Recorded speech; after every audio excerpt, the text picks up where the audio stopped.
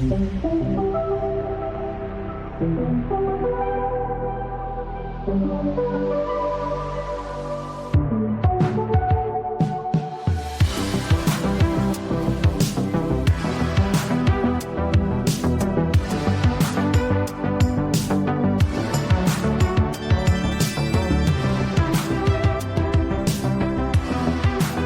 up, everybody? This is episode 17 of The PlayStation Effect. I'm your host, Marco. Joining me is my good friend and co-host, Pablo, and each week we're here to explore the past, present, and future of PlayStation. And this week it's all about the competition as we talk about the upcoming tidal wave of layoffs that are going to be striking Xbox, as well as some layoffs that could be happening at PlayStation as well, as we cut through all the noise to dissect what's going on and what it could all signal for you. Plus, we'll also give our reactions to the Steam Machine's price announcement that has everyone talking for all the wrong reasons. So, let's get settled, let's get situated, subscribe if you enjoy the show, and let's get started with what is arguably one of our most brutally honest episodes yet, Pablo, because we're going to start with the Steam Machine here. People have been waiting a long time for this this price announcement, man. Yeah. And people were nervous, you know, the RAM shortages and the ominous feeling of everything going up in price. We're seeing consoles go up in price. The Switch 2 gets a price increase. PlayStation raises their prices. Xbox, of course, does the same thing as well. So all signs pointed to the Steam Machine coming in pretty hot. We kind of see why now. Oh, yeah. Because, hot damn, bro. Gabe had the prices tucked away in them chests. Hey, we know he got them chests. All right. See, that's sexual. The Steam Machine is not a sexual device. It is not a sex toy, but it is. Depends how you use it. You know, don't shame. Don't kink shame. It's true. It's true. Okay. I'll give you that. Cubes are in, according to God of War Laufey anyway, so why not? Why not? But look, man, Steam Machine definitely got the price update that we've all been waiting for, and it was not a pretty sight, man. It was pretty eye-watering to see these prices, so I'm going to run through those real quick. We'll talk about the launch date, and then we'll kind of give our honest reactions to what we think is going on here. But in terms of pricing, they've got 4 different options for you, all of them bad, each and every one. Starting with the 512 gigabyte SSD version, which is basically their base model. You get nothing. You get nothing but the Steam Machine itself, no controller. And that is going to cost you $1,049. The next version up is the same model, the 512 gigabyte version, plus the Steam controller for $1,128, oddly specific. Then we move up to the 2 terabyte SSD version, which comes with no controller, that you can buy for a staggering $1,349. And this next version here is the 2 terabyte SSD version plus Steam controller plus 2 faceplates, if you happen to want those, for $1,428, man. Thanks, Gabe. It's he needs that yacht, man. He needs that yacht. He needs another yacht. Yeah, apparently.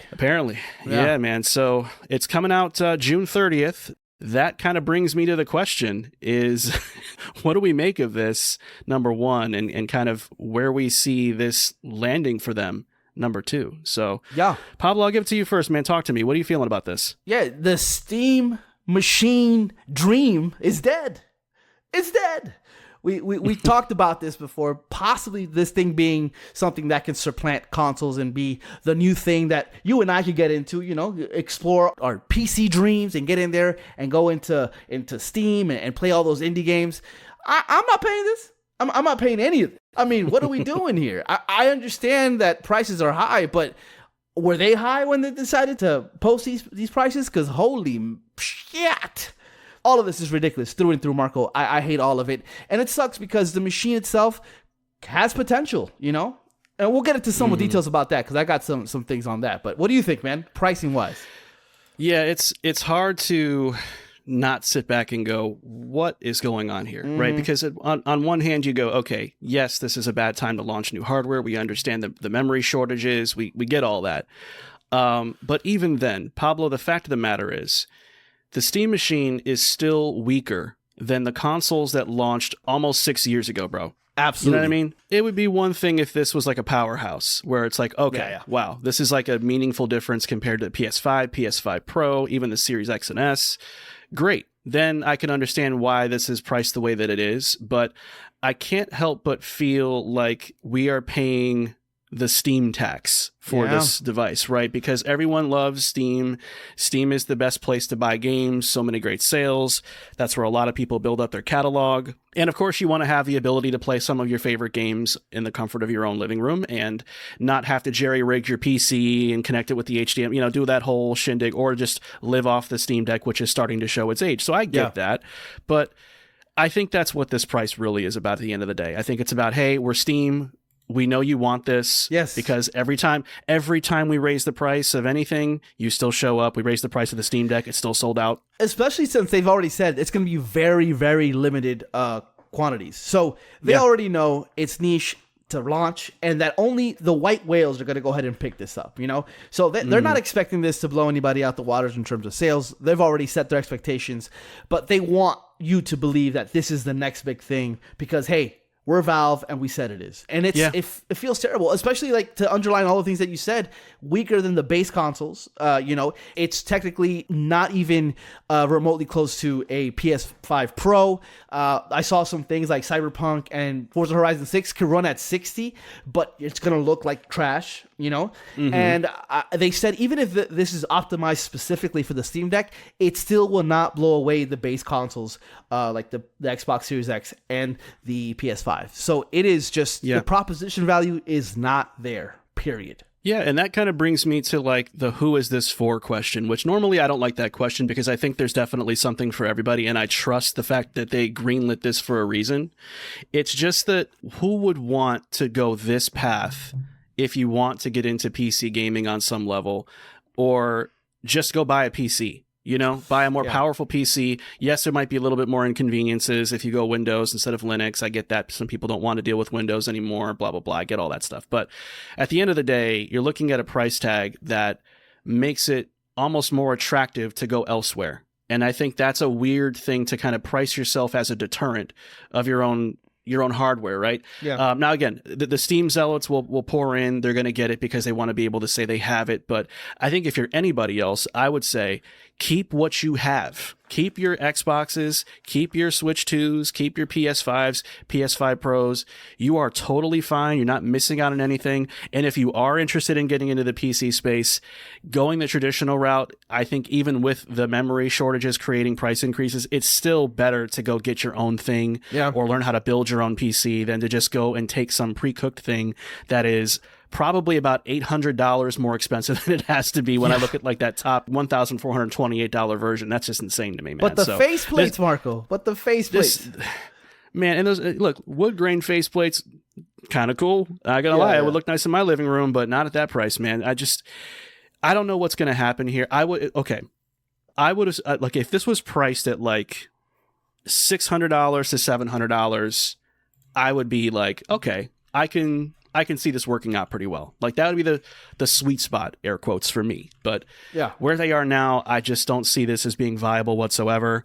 And I think Sony in particular will be watching this very closely in regards to saying, okay, well, if they're getting the backlash like this, we need to just hold off on the PS6 for a little longer. You know what I mean? Like, let's not force the issue. I agree with everything you said. I don't think this is for anybody, honestly, except the people who want to say that they have it, people with disposable income, who want to kind of collect all the things. And that's probably who this is for. In terms of where they're going, what is the ultimate outcome? We already have proof of that. The 2015 Steam Machine that came out wasn't as expensive, but it failed to reach that audience, and it ultimately just died out. It petered out, So I think that this might be something where it has a little more legs because it's going to be sold out for so long, and people are going to be talking about almost mythologize this thing until it's fully available, and people just are not going to buy it. It's a weird product. It could have been something, but it's a big nothing, unfortunately. Now, there's one more thing I will throw in here. Okay. And I know that people have always thrown this around as being very far-fetched, but there was a lot of people who thought it was going to happen this year. Don't do it.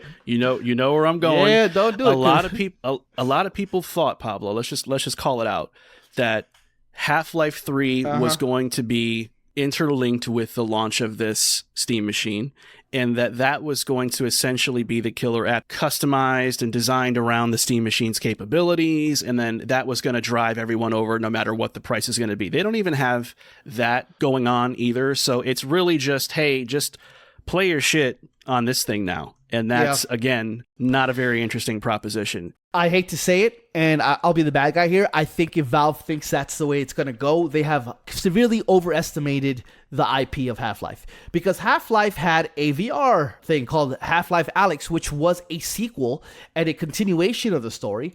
And it's a huge bridge the gap sort of a product.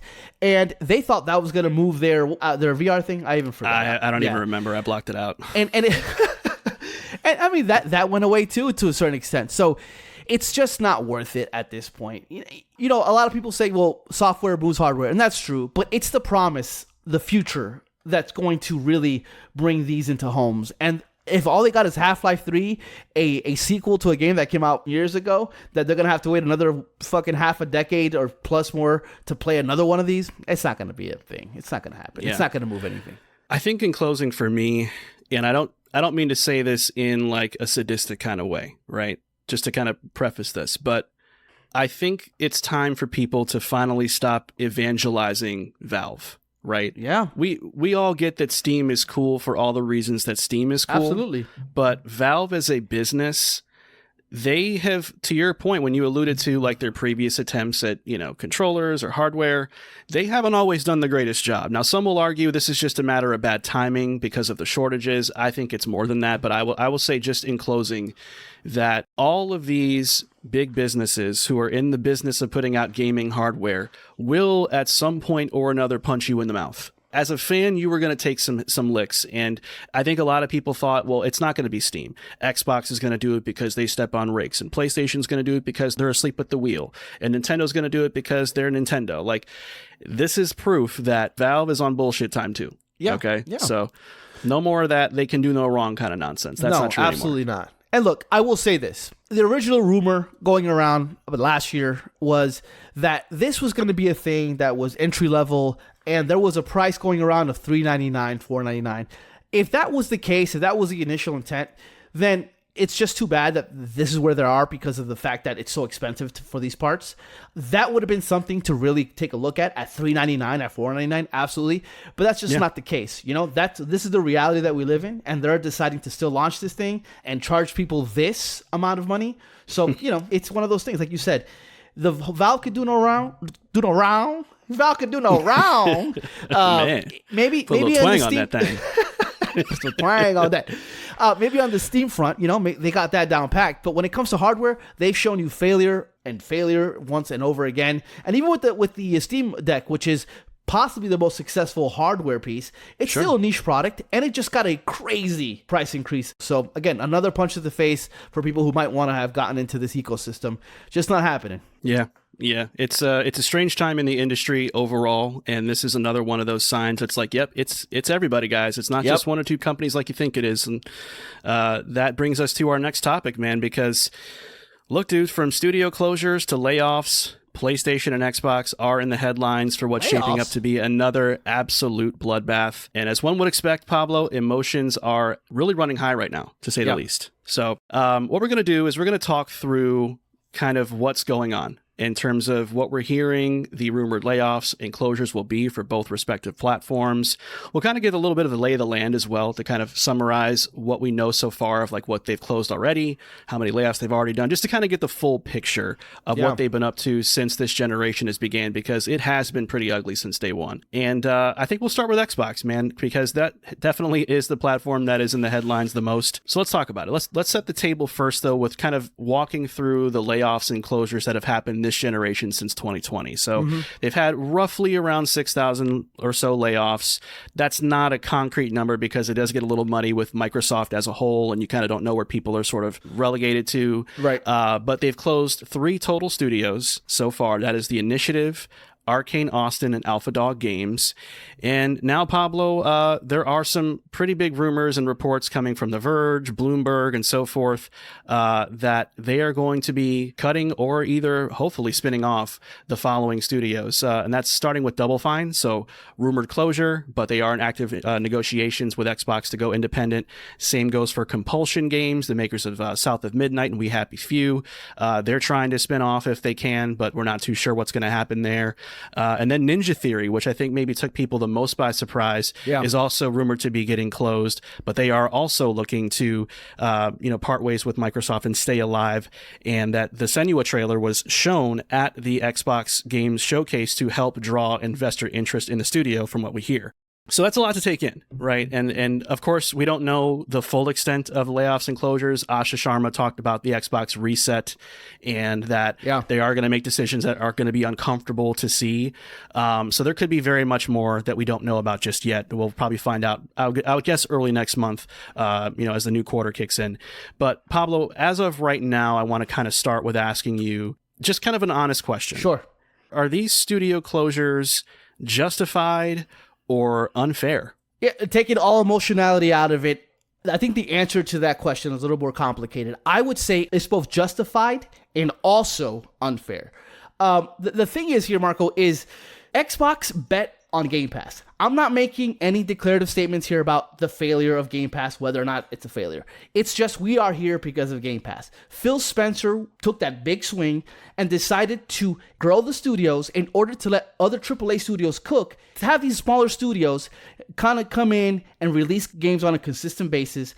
And they gave them a mandate. The mandate was do your thing. They were labeled as limited integration studios, meaning that they weren't going to fuck with them too much, going to go in there, check them out. But their reasoning for being there was to do what Double Fine does, to do what Compulsion does, to do what Ninja Theory does. And they did that.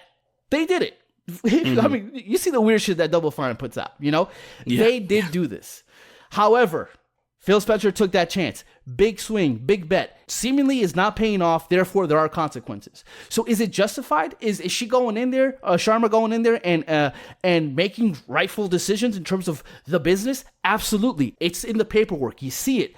Are these studios that are suffering? Is it unfair? Absolutely. They only did what they were told to do. So going in there, Double Fine, you're in there, man, you're making Psychonauts, you make Kiln, you make Keeper. These are the games that they are wanting to make, and that's what Xbox wanted them to do. And now they might be shut down?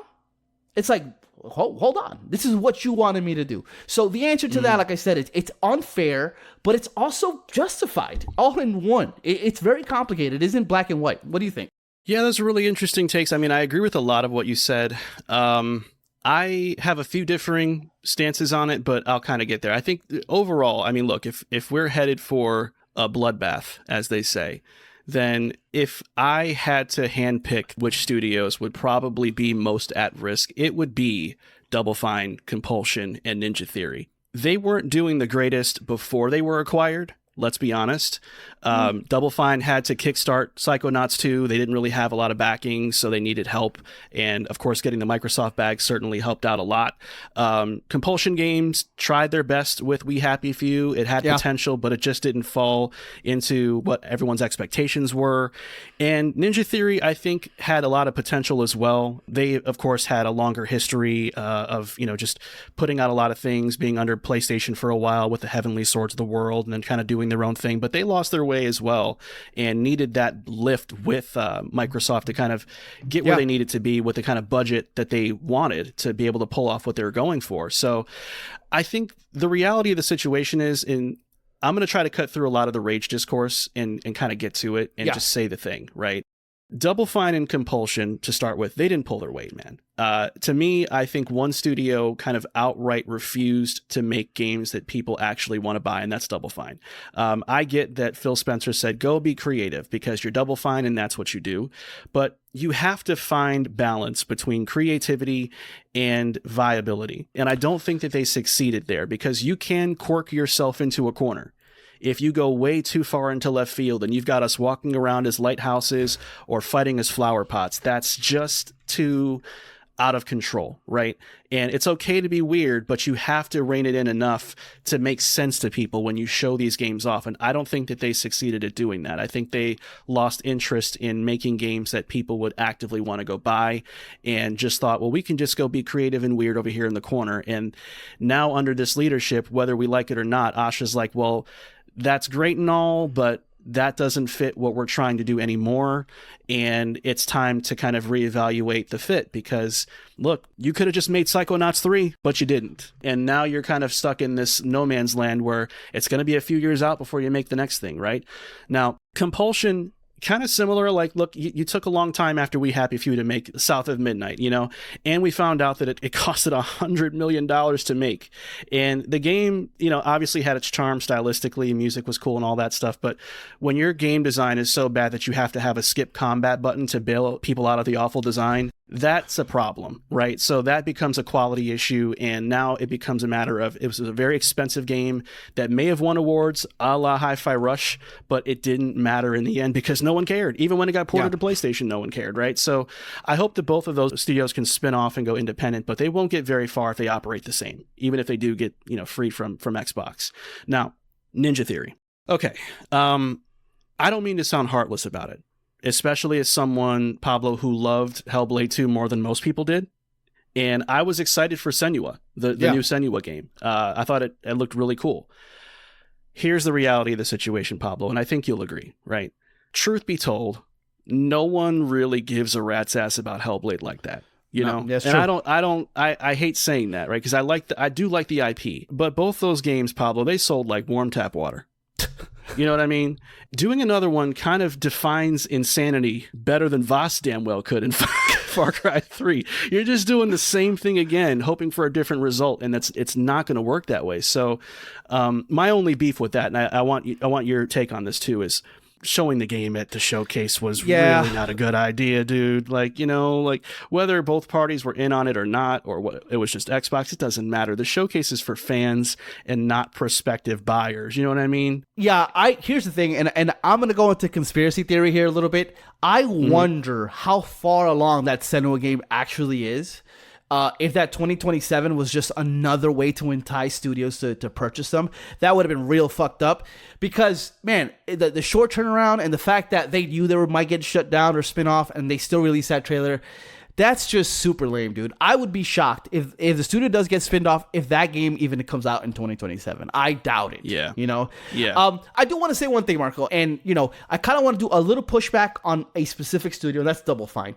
I think when it comes to what they do, and what they were kind of purchased and why they were even part of the Xbox family, I think that they still kind of did what they were bought to do. Now, that's weird games, and I know that you say, well, they should games that people want to buy.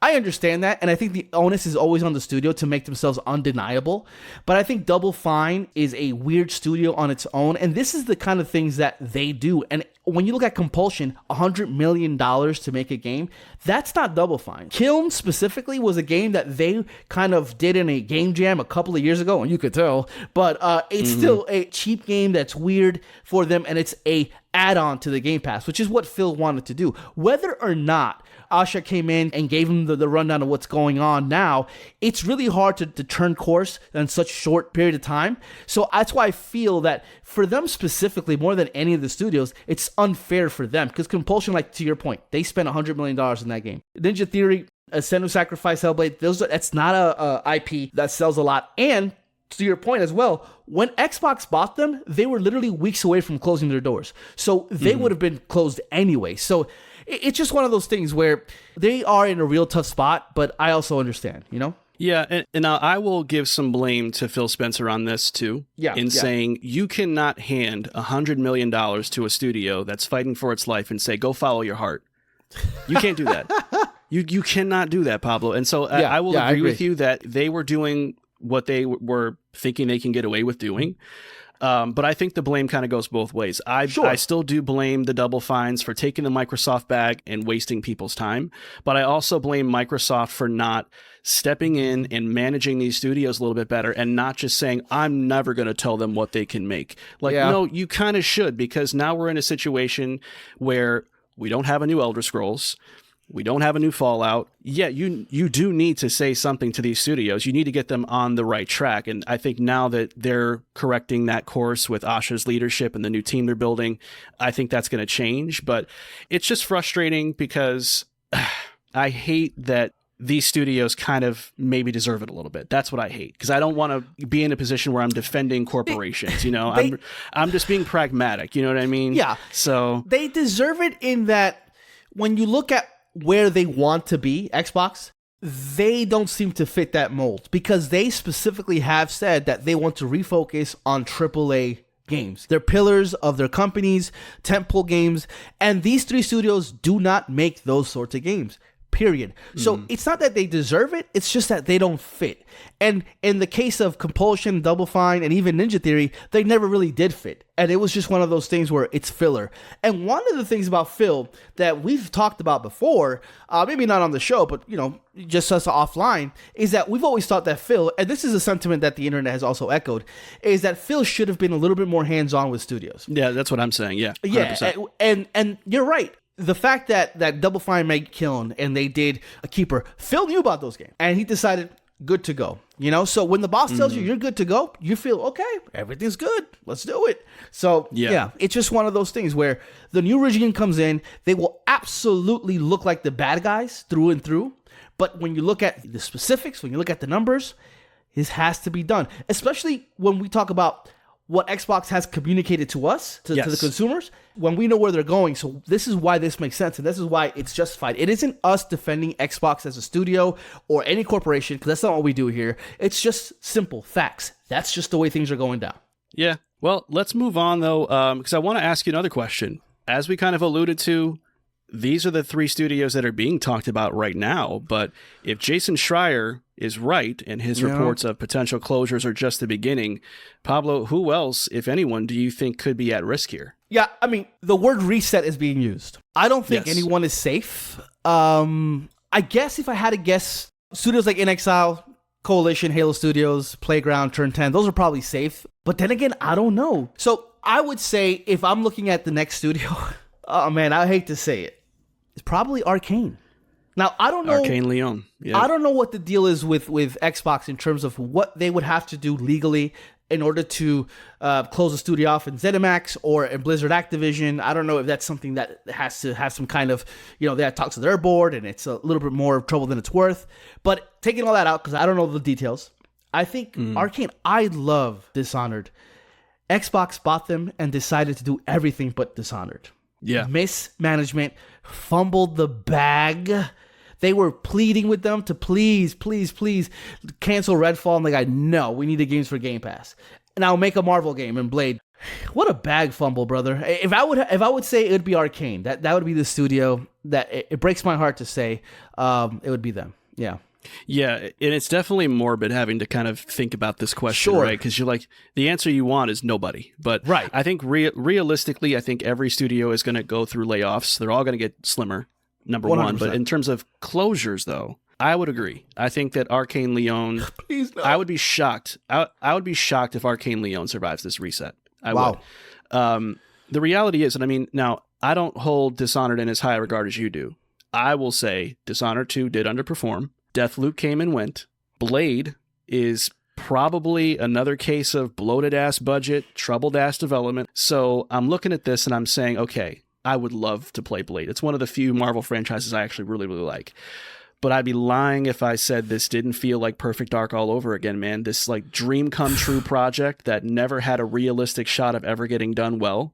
So even if Arcane Leon is doing everything right internally, the weight is increasingly hard to defend when Xbox is clearly trying to tighten the screws on their portfolio. So to me, I see what happens next as Xbox restructures their whole first-party portfolio around IP. So that means Forza, Call of Duty, Gears, Halo, Elder Scrolls, and Fallout become their main pack. That's their A1 top tier. Then you're going to have that one tier lower, that B tier list of AAAs like Indiana Jones and Clockwork and stuff like that. Maybe Fable, maybe not, depending on kind of where it ends up landing, with quality and such. But I think you need that B tier support layer to keep the ecosystem feeling active between tentpole drops.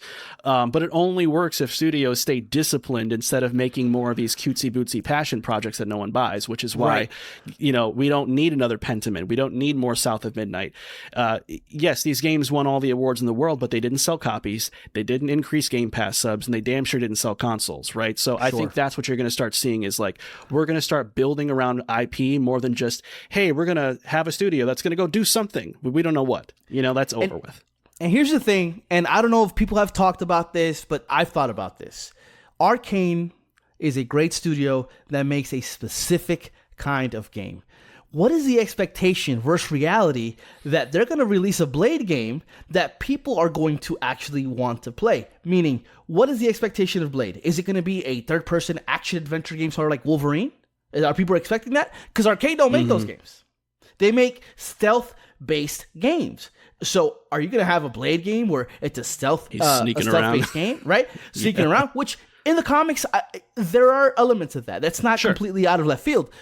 But are people going to want to play a Dishonored Blade kind of game? So if Xbox is looking at the portfolio, looking at the game, they go, this looks super cool. Nobody wants to play this. That's another factor that we have to look at. Because at the end of the day, emotionally invested Pablo into Arcane, I understand that's not for everybody. Those games did not sell well. Did not sell well at all. And getting a Dishonored 3 is a pipe dream, okay? But they don't sell well, and Arcane already had a ARM closeout with Austin. So I think Obsidian and Rare are thanking their lucky stars that Grounded and that Sea of Thieves is doing so well, because they would also be subject to that, you know? Yeah. I mean, going back to Blade, you're right. I mean, everywhere you go, there you are, right, as a studio. So your signature ways are going to bleed through no matter what you do. So if Blade is some, like, hardcore, hoity-toity, immersive sim, the casuals ain't showing up for that shit. Like, they're not. Nah. And now I would love that. I think that'd be kind of interesting. I'd be down to see that for sure. But we got to be real. Like, that's just, to a lot of people, that would either A, feel like a palette swap. You just did Dishonored with a different coat of paint. Yeah. Or B, it's just too far into left field, and then we're having the same problem we've had all this time with other studios that are just doing things that are not commercially viable, you know, despite the Marvel license. So you have to be careful of that. But, you know, look, man, let's kind of wrap it up with the Xbox side of things by asking this last question. And maybe this is perhaps the most uncomfortable question of them all, and that is, will getting leaner with these studios be better for Xbox in the long run? Theoretically, yeah. You know, if you're going to focus on those tentpole games, cool. Here's the problem. You're putting so much pressure on Gears consistently being good, Halo consistently being good, Fable consistently being good. All these studios now have to deliver. And on top of that, with how long it takes to develop games, what is going to fill the in-betweens? Because now we're going to run into the possibility that we might run into some lulls, because all these games already came out and now they're working on the next version of these games. And there's just so much pressure on what they can do and how they will deliver that. I think Xbox needs to be clear and concise with what exactly it is that they want to achieve. I know they want to recoup monies lost. I know that they want to be profitable again. So there's a lot of things going into it. I think that this could be a good thing for them, getting leaner and going forward. For another reason, Marco, if you're leaner, you're smaller, you can get spinned off. Apple could purchase you, you know? You can also keep some studios alive and sell them piecemeal, you know? They have a valuable IP on them. So I think that whatever it is that Xbox wants to do, we're not privy to that information in terms of what their real long-term goals are. I think that this is going to turn out for Microsoft A1. Regardless. So I think it will go better for them in the long run. Yeah, I'm kind of with you. I would say yes, because the reality of the situation was that they overextended themselves with too many damn studios. That was something that Asha called out specifically. It was just too much to manage, and not enough was being managed with each of those studios. So the inmates were kind of running the asylum, right?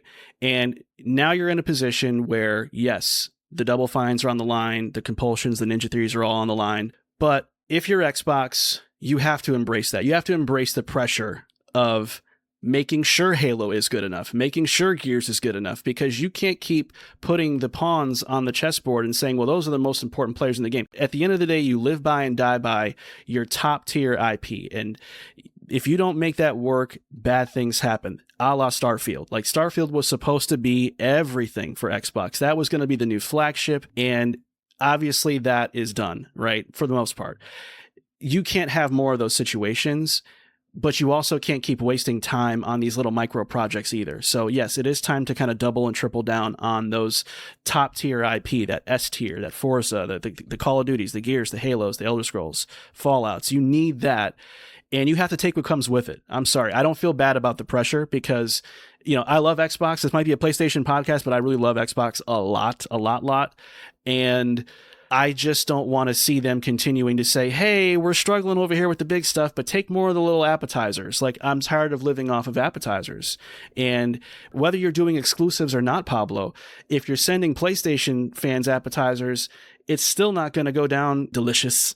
So you're going to end up stuck, no matter what your strategy ultimately is with your first party portfolio on the multi-platform tip. So it's just, they need to embrace the pressure. They need to get smaller. They need to get leaner. They need to get meaner and more aggressive. And I think that's why I think this is a good call, even though it means kind of, again, shooting some studios out the airlock that, we all kind of like for different reasons, but it's just that time, so one can only eat so many Applebee's mozzarella sticks, you know what I mean?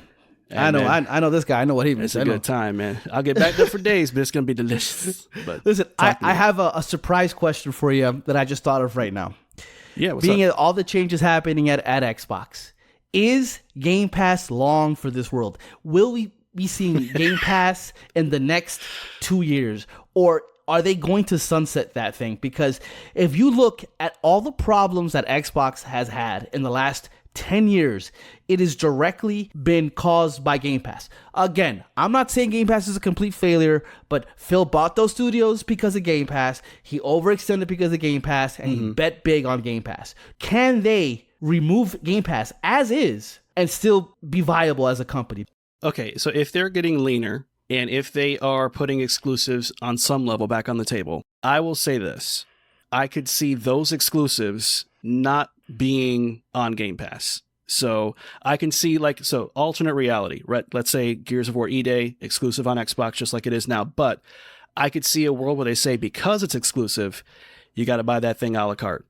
The stuff that's going multi-platform, we know that kind of stings you a little bit as an Xbox community, so we'll put those on Game Pass for you. So I see them maybe separating in that way and going, all right, if it's exclusive, you got to pay the piper a little bit here, man. We need some of your money on, you know what I mean? So, pay a little of that. That way it justifies us continuing to do this for you, because we need to see, because if you're Xbox, here's the problem. You don't know where a la carte purchases start and Game Pass subscriptions stop. Like with Gears of War E-Day, how many people are just going to sub to Game Pass for a month and play it and then cancel? Or, how many people are going to buy it? Like we know with Forza Horizon 6, 2 million people bought it a la carte on Xbox, which is pretty crazy considering Game Pass is right there. So there is potential that people will show up and buy the damn game on a la carte basis. So I see that being the future. The problem is how do you sunset it?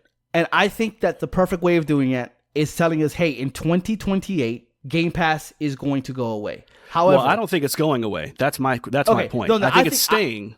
But you think it's going away? I think it's going to go away. I think that when you use the word reset to me, that's huge. Not a recalibration, but reset. I think that it's going to be something like, hey, in 2028, when Helix launches, Game Pass is no longer a part of our Xbox, thing going forward, right? It's not part of our plans anymore. Mm-hmm. I do think, in order to kind of calm everybody down, I think every game that's on Game Pass right now, you get to keep. It's going to be in your library. If you've been subscribed for over a year or whatever, it's yours. It's always going to be available. Game Pass is going to be there in terms of like your library, right? I just think that if your main problem is the fact that people are not buying games and you want to go exclusive because you want to sell hardware and Helix is going to be your new reset, your true reset, I think you can't launch Helix with Game Pass again and start this shit all over again. It's going to take a line in the sand with Microsoft. This either works or it doesn't, and we're done. I don't think that Microsoft has any patience anymore for, let's try something. They're done with the trying. Asha, you're going to do the reset. We're going to see where this goes, and I think that they're going to try everything possible to go back to the way things were. Is it going to succeed? I don't know. It's going to be hard. It's going to be a hard pill to swallow, but I do think that that's going to be the path going forward, because your point earlier to insanity, you're going to do the same thing over again? You're going to really just do Game Pass exclusives and then still have it on Game Pass? Or to your point, maybe those tentpole games won't be on Game Pass. But then what's that mean for subscription services? Are people even going to subscribe to that shit if the main games aren't there anymore? So it just feels like another convoluted message, in my opinion. I think that they will draw that line in the sand. It stays or it doesn't. And I'm leaning towards the fact that they're going to go ahead and sunset that bitch. Yeah, I mean, I don't know if I think that's going to happen personally. I think I see them maybe downscaling it a little bit, and maybe it turns into more what PS Plus is at the end of the day, where it's just more of like, it feels way more optional than essential. I think the fact that they're still focusing on cloud gaming, whether you like it or not, having Game Pass available for cloud gaming is huge. Like I bought my daughter the Xbox version of the MetaQuest. Yeah. And you can play your Game Pass games that you can stream through to the headset. So I don't think they want to subtract that kind of functionality out there from what they've already started. Now, they may not ultimately care as much about xCloud as Sarah Bond did or Phil Spencer did, but leaving Game Pass is not that simple because other things, especially streaming, is contingent on that, and you've already built out devices and hardware that lean into that to some level. So I see it still being around, but maybe minimized in some kind of way that's a little bit less exciting, less sexy. But to your point, you have to make some decisions because what you've been doing hasn't exactly pushed people to their console anyway. So what's going to be so different now, So Xbox is really about the future, right? And being first. This podcast is called the PS Effect. PlayStation has not wavered from what they're doing. They are doing the thing that they've always done. And I think the effect of that is that Xbox is going to want to emulate that again. So that's kind of where I'm coming from. It's like, we thought we knew what the future was, but we bet wrong. So, the Netflix thing didn't work for us. Let's go back to competing with PlayStation because they have it figured out. Nintendo has it figured out, Yeah. It's hard to change the console environment and the way things are done, especially when your two biggest competitors are not buying into your future. You cannot be the third place console manufacturer and say the future of gaming is this. You're not the tastemaker. Yeah. And that's hard to say as a PlayStation podcast because people will take that, oh, you guys are just, you're a fanboy. Again, I love Xbox. I know Pablo has a long history with Xbox. It's just, you can't keep doing things the same way. You just can't. You have to start getting a little weird. And that is going to have to be something that the internet gets patient about because I hate, like I said earlier, with the rage discourse, the overreactions. You guys got to let these people reset. If you really are interested in seeing Xbox stick around, you got to sit through the growing pains a little bit. And it's going to be ugly. It is. The layoffs, I don't like them. I don't want them. I'd love to see all these studios stick around, but that's just going to be what it is. But we have to see what happens here. And if nothing else, Pablo, it's just fascinating to watch. It's just very fascinating to watch. 100%. Yeah.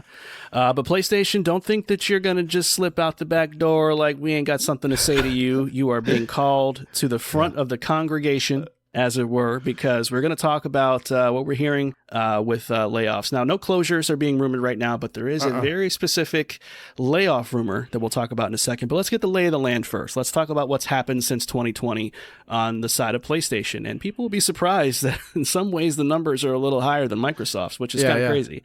The layoff number total, not so much. About 2,000 people have lost their jobs, which still sucks. But compared to Xbox's 6,000 plus, that is a difference. However, while Xbox only closed 3 studios, PlayStation has closed a total of 7 so far this generation. That includes Bluepoint, Dark Outlaw Games, Firewalk, London Studio, Deviation Games, and Pixel Opus. So now those might not be the most marquee studios out there. They might not be as recognizable as a Ninja Theory, Double Fine, and Compulsion, but they are studios that were at one point very pivotal to where PlayStation wanted to go strategically, and now they're no longer around. So that brings us to the PlayStation side of the bloodbath, Pablo, and Bungie is about to get bloody. Bungie's about to get it, Pablo. Now the rumor is 50% of their staff, which would come out to about 400 people, are getting ready to get laid off. So let's have the difficult conversation about Bungie, right? Pablo, first and foremost, do you think Bungie can ever really bounce back from this? Or are we more or less witnessing their slow, agonizing death in real time? Sadly, Marco, I think this is the end of the line for Bungie as we know it. The fact is this: Destiny 2 has a dedicated audience, but the margin of profitability was so low or non-existent that they had to shut it down. Unfortunately, Marathon thus far has been what people are deeming a failure, and I think it might be a little too far gone to be saved. So what's left for Bungie? The name on the building? I mean, at this point, what do you have going for yourself? We are in a state of affairs where your past contributions and what you did for the industry as a whole does not matter. It is unfortunately the moniker of fuck you, pay me, and Bungie ain't got nothing left. You know what I mean? Bungie went from independent to Xbox to independent to PlayStation. I guess they're gonna call Nintendo next to see what's up. I mean, I mean, what's left? You know, maybe Valve could give you a chance. And I'm being a little facetious here, but the point is this: when you look at the fact that 50% of people might be laid off at a tune of 400 people, the fact that they have nothing going on beyond Marathon, and even at Marathon that they have a plan for, and it is a good game for all intents and purposes. You know, Marco, you love that game. It is not resonating. Yeah. What is left?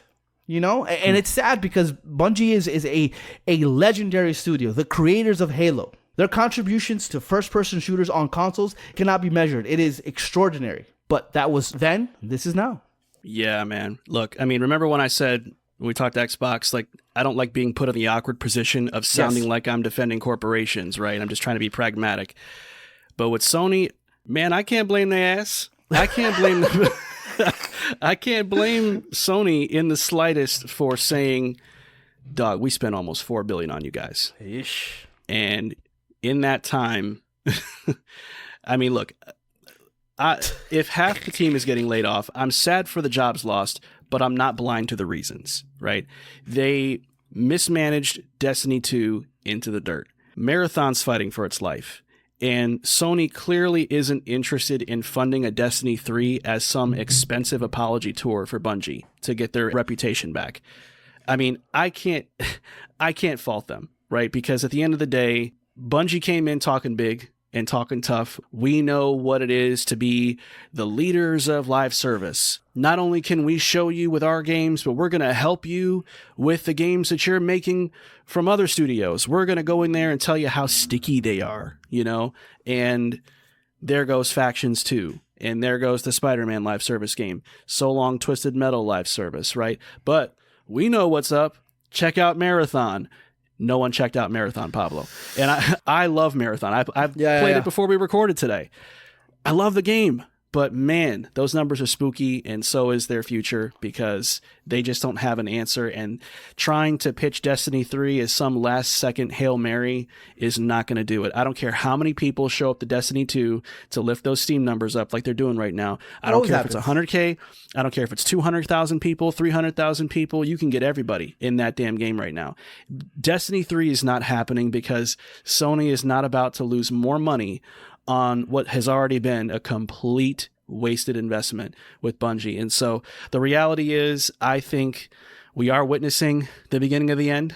Can I say never? Sure. Maybe there's something that can happen here between now and the end of the line, but realistically, I see Bungie maybe trying to go independent again, if that's even possible. I don't know what the contractual terms of that even are, if that's even a thing, but I look at them and think, okay, one way or the other, I don't think we're ever going to see Bungie be what they used to be ever again. I think that's over. I would say this: they have assets, they have talent. I think the only way Bungie is saved is if PlayStation decides, okay, you're not independent anymore, you don't have any autonomy, you're not part of our first-party studios, here is Resistance Fall of Man. Or, you know, something like, here is one of our IP, do that. That's the only way I think Bungie survives this. Yeah, but speaking of survival, I want to be fair and ask kind of the same question that we asked when we talked about Xbox, in that, do we think that there's a possibility that there will be studio closures again here as well? I mean, we know they closed Bluepoint already, but are studios like the Bends and the Media Molecules of the world running out of time, Pablo? What do you think? I don't think so. I will say this. The reason that Xbox is going through what they're going through is because in a couple of days, their fiscal year is over. And that's when you hit the reset for maximum impact. PlayStation fiscal year ended in March, and we already saw the casualty of that, which was Bluepoint. Right? So I don't think that we're going to see any studio closures, but that's not to say that Bend or Media Molecule are not in the hot seat. They are absolutely in that hot seat. And I think that their next project, whether we get to see it or not, in terms of whether or not it's developed and how development goes with those games, I think if those fail, I think they are done. And I don't think we have to wait for the end of the fiscal year to see that announcement.